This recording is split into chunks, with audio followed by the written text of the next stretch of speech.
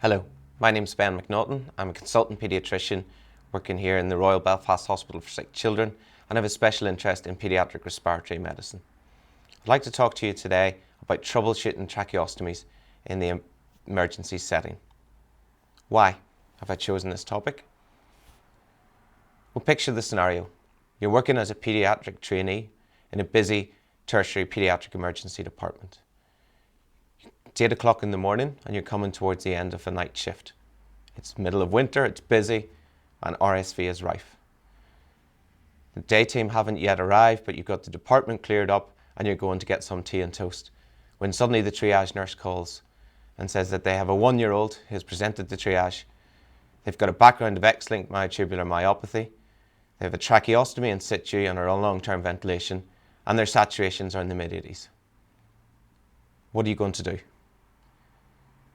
There is a degree of assumed knowledge around tracheostomies, and whilst those of us who work in respiratory, ENT, or paediatric intensive care or high dependency units may be familiar with them, actually the reality is that a lot of medics panic when we're forced to deal with tracheostomies, partly because we don't get teaching or training in their management, and also because often it's parents and nurses who have done the basic troubleshooting before we are asked to see these children. The problem is, by definition, these are airway issues and therefore need dealt with in a structured but also a time-efficient manner. The aim of this talk is to provide you some of the basic background knowledge around tracheostomies and also to provide you with a structured approach that will hopefully help in situations where you need to manage a child in the emergency setting with a tracheostomy issue. It's estimated that approximately 1,000 to 1,200 tracheostomies are performed in children and young people in England each year. In Northern Ireland, we have a total of 45 patients with tracheostomies. The vast majority are performed under the age of 4 years, with a third being performed before the first birthday and over 2/3 of all tracheostomies in children and young people being performed before the 4th birthday. The case series would suggest that there's a higher proportion of males who will have a tracheostomy. This is almost certainly due to their susceptibility to genetic, particularly X-linked conditions. The indications for performing a tracheostomy have evolved over the years. With vaccinations and improved anaesthetic skills and equipment, the number of emergency tracheostomies that we're performing for acute upper airway obstruction is much less than it had been in the past. And there has definitely been a change in the indications and why we perform these. Often tracheostomies are now performed in a semi-elective manner. These follow prolonged admissions to hospital and multiple discussions between the various members of the multidisciplinary team, families of these patients, and when appropriate, the patients themselves. There are 3 main reasons as to why we may choose to insert a tracheostomy. The first is where we have actual or anticipated need for long-term ventilation. The second is for management of bronchopulmonary secretions, for example in patients with bulbar palsy. The third is when we have the presence of a fixed upper airway obstruction. This may be something like subglottic stenosis, vocal cord palsy, tumours, or congenital upper airway abnormalities. Whether tracheostomy is potentially reversible will really depend on the indication for the initial insertion, but when possible we do like to proceed to decannulation, and this is more likely to be in cases where there is a reversible, treatable or acquired pathology. In terms of performing a tracheostomy, it's usually fashioned by making an incision in the anterior tracheal wall over the level of the 2nd or 3rd tracheal cartilage. One of the major differences between paediatrics and adults is that paediatric tracheostomy insertion is generally performed via an open surgical technique. In adults, there's a tendency towards percutaneous insertion. Insertion of tracheostomies in children is more difficult. The trachea is small, it's pliable, it can be difficult to palpate, it's more difficult to navigate the neck and head vessels, and it can be pleural extended into the neck. So therefore, open surgical procedure is generally the method of choice. When the tracheostomy is formed, stoma is formed and tracheostomy inserted, the wound will normally have what are known as stay sutures. These are long sutures that come from the stoma or the wound and are taped to the child's chest.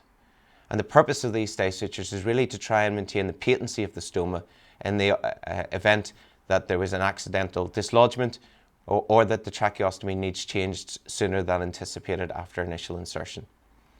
In an ideal world, the first tracheostomy change will be performed by the ENT team, and normally between days 3 and day 7. Our tendency is to leave it towards day 7 when possible. Unfortunately, complications due to tracheostomies are common. There have been a number of studies looking at learning from critical incidents that have arisen from complications associated with tracheostomies. And a number of measures and recommendations have been put in place to try and prevent these occurring. National Tracheostomy Safety Project is an initiative which seeks to form collaboration or encourage collaboration between professionals, patients and their families, and also to promote good tracheostomy practice. Their website is www.tracheostomy.org.uk, and on their website they have some excellent resources for both professionals and parents and families. In 2018 they published the multidisciplinary guidelines for the management of paediatric tracheostomy emergencies, and these provide a really good, succinct summary of the approach to the child in an emergency setting. Definitely worth reading if you want to do some further CPD in this area. One of the recommendations that have been made with regards to trying to prevent complications with tracheostomies is the simple measures of placing a bedside sign around the bed space. Examples of these can be seen in the slide. The NTSP have 2 examples on their website which are free to download and to use. One for a patient with a new tracheostomy and one for a patient with an existing tracheostomy. These contain important information about the type of tracheostomy, the size, depth of suction, and also the presence of any upper airway abnormalities, and provide a useful, simple point of reference at the bedside. Another simple recommendation which has been made to try and reduce adverse outcomes secondary to complications is that patients with tracheostomy should carry a tracheostomy case. The slide shows an example of those that we use in Northern Ireland. These cases contain some generic products such as tapes and scissors, but they will also have some individualised equipment such as tracheostomies ideally sized for that patient. These should go with these patients anywhere they go, and don't be afraid to use these in an emergency. That's what they're there for, to make sure that you have the right equipment at hand in an emergency setting, even if that is in a hospital. Often it can be difficult to locate tracheostomies out of hours, therefore don't be afraid to use these. Other recommendations that have been made include making sure that staff are appropriately trained and that there is appropriate guidelines and policies available at hand. What we have started to do in Northern Ireland is to print off the algorithm for the management of paediatric tracheostomy emergency and tape it to the inside cover of the trachea cases. Again, it's there as a point of reference in the emergency setting. Just want to talk briefly about the different types of tracheostomy that you might encounter. There are slight variations across across the UK, I guess, and further afield in terms of what tubes we use. These would be the 3 most common that we would see and we would use in Northern Ireland. It's worth chatting to your ENT team and respiratory colleagues to get a feel for what you use in your particular hospital, and also then to get familiar with the devices themselves. First tube that we would commonly use are Shiley tubes. These are what we would most commonly use at the initial insertion. They're PVC, they need changed weekly, and they're single use and disposable. They do come in a variety of sizes, paediatric and neonatal, and they can come as either cuffed or uncuffed. The second most common type we would use would be the Bivona Flex End. These are siliconized PVC. They have a slightly longer, stretchier length to the tube itself, which is ideal for those patients who are on long-term ventilation or babies with sort of big heads, short necks, as it's more comfortable. These don't need changed as often. They can be changed every 28 days and can be reused up to 5 times. Again, they come in a variety of sizes and can come as uncuffed or cuffed. We're increasingly using tracheo twist tubes. Now these tend to be used more in our adolescent group. One of the benefits of these is that they have a swivel neck plate for maximum mobility, and also they have an inner tube which can be easily taken out in the case of a suspected blockage and replaced.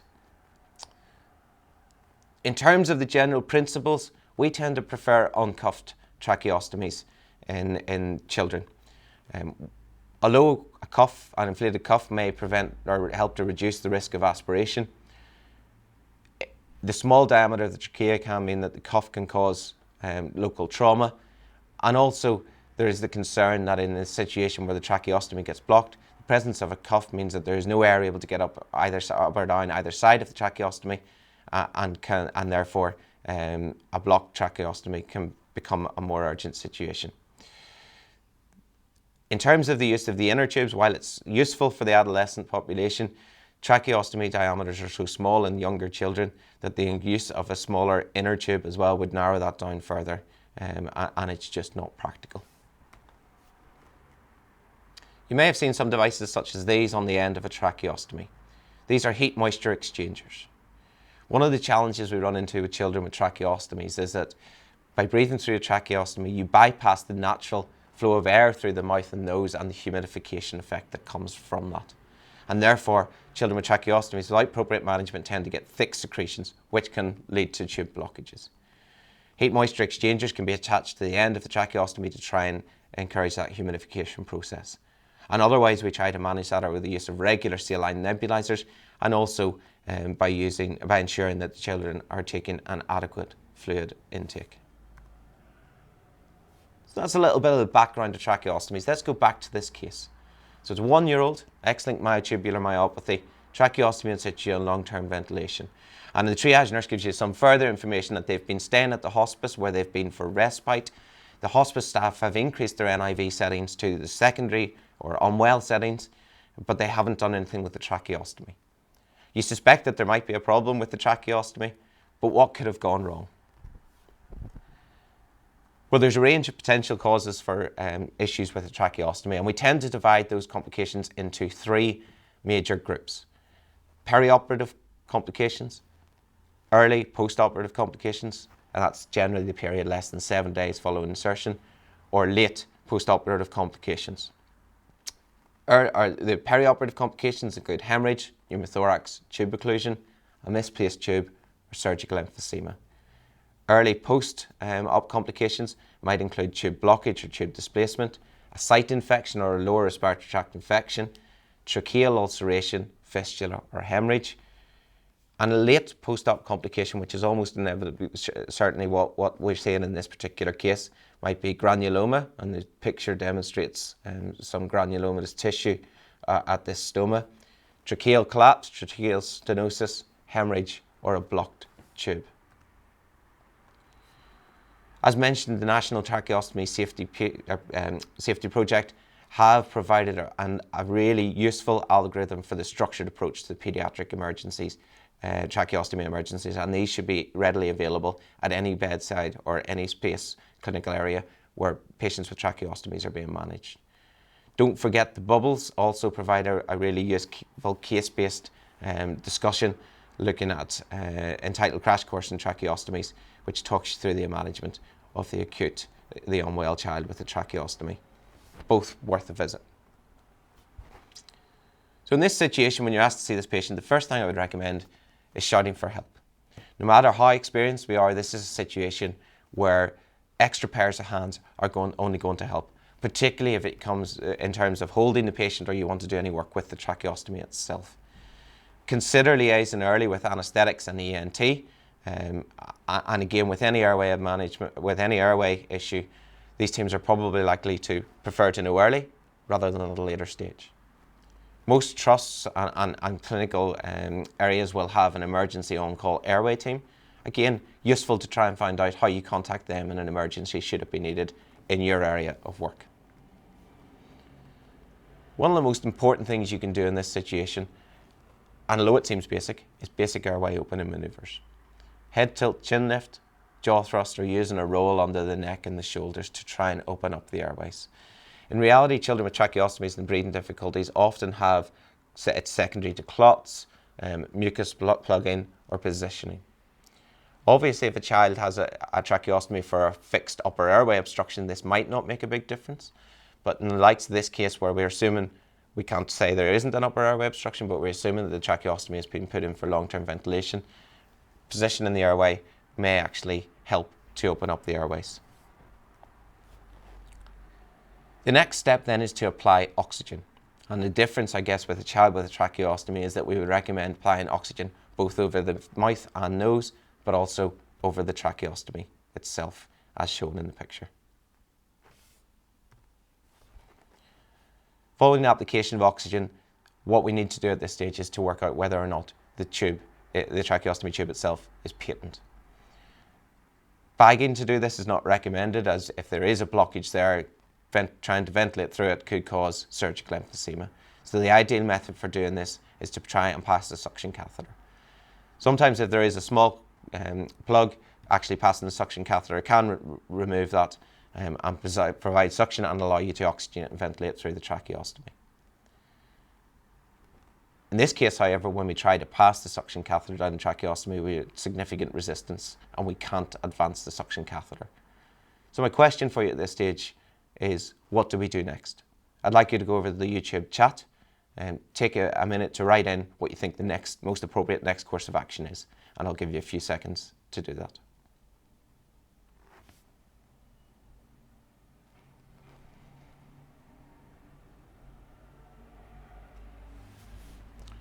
So I hope that most of you have decided that it's time we need to change the tracheostomy.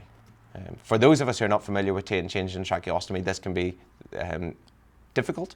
The actual procedure itself shouldn't be too challenging if the stoma is well formed. The hardest thing sometimes is making that decision to do it. So the next question I had for you, and again I want you to go over the YouTube chat and put your answer in, is we're going to change the tracheostomy. What's our first port of call in terms of replacing the tracheostomy? Do we A, go for a tracheostomy which is half a size smaller than the original tracheostomy? B, use a suction catheter to try as a guide to insert a tracheostomy which is half a size smaller than the original tracheostomy? Or C, try initially the same size of tracheostomy? Again, if you could put your answers in the YouTube chat, A, B, or C.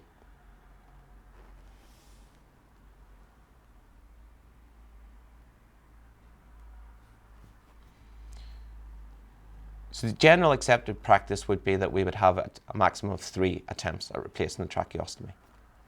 First attempt that's generally accepted would be to use a tracheostomy of the same size.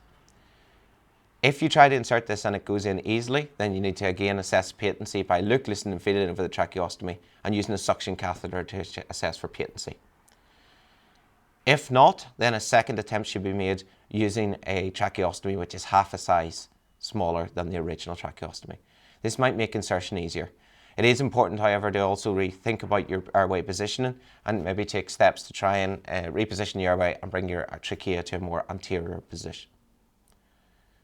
If you're unsuccessful with the second tracheostomy insertion with the half size smaller, then it's recommended for a third attempt that you use a suction catheter through the stoma and try to railroad the tracheostomy, again half a size smaller, over the suction catheter, almost like a Seldinger technique that we would use for other procedures. In this scenario, unfortunately, you're unsuccessful. We're unable to reinsert the tracheostomy, and patient's oxygen saturations are dropping and the respiratory rate is also falling. So what do we do next? Well, the next step then is to resort to primary emergency oxygenation and ventilation. And there's 2 ways we can do that. One is to cover the stoma, either with our hand or with the dressing, and try to oxygenate or ventilate via a bag valve mask or over the face and nose, mouth and nose, or else using a supraglottic airway. The second is to try and use the stoma and to ventilate through it using a bag valve mask or an LMA, as demonstrated in the pictures. In this case, as we're bagging through using a bag valve mask over the stoma, the oxygen saturations improve, we are able to ventilate, and at that moment the ENT reg conveniently arrives and asks what's all the fuss about. But had we not been able to get a response to that, then we may need to resort to more invasive procedures. Again, we have two options in this stage. The first, and what we would recommend as a first line, would be to try oral intubation. It's important to prepare for difficult intubation, and we'd recommend choosing an ET tube, which is a half size smaller than the original tracheostomy. If successfully inserted, it's important as well to note that the ET tube should be advanced beyond the level of the stoma. The other option, and again is technically challenging, particularly in younger children, is to try and intubate through the stoma itself. One of the concerns with this is that actually by blindly intubating through the stoma, it's very easy to create a false passage, and therefore in an ideal scenario this would be performed by somebody with airway expertise, and other options or tools such as fibre optic guidance may be of benefit to try and assist with achieving this in the best and safest possible way. So that's a brief run through some of the basic principles underpinning tracheostomies, and also the structured approach to the child with a tracheostomy in the emergency setting. Some key take-home messages really relate to the indications for tracheostomy, and these are most commonly inserted for the use of long-term ventilation, for allowing management of secretions, or for fixed upper airway obstruction. It's important to note that sometimes the simple, cheap methods are some of the most effective in improving outcomes, and the use of bedside signs and tracheostomy cases can help to reduce adverse outcomes in these emergencies. The National Tracheostomy Safety Project have clear guidelines for the structured approach to the paediatric emergency, child with tracheostomy emergency, and I would certainly recommend that these should be readily available in areas where these children are being cared for. And if you would like to find out more, as mentioned, the NTSP, and don't forget the Bubbles resources, are excellent for further learning around tracheostomies. I'd like to thank you for your time, and I'm more than happy to take any questions that have arisen in the chat in the panel discussion that follows. Thank you.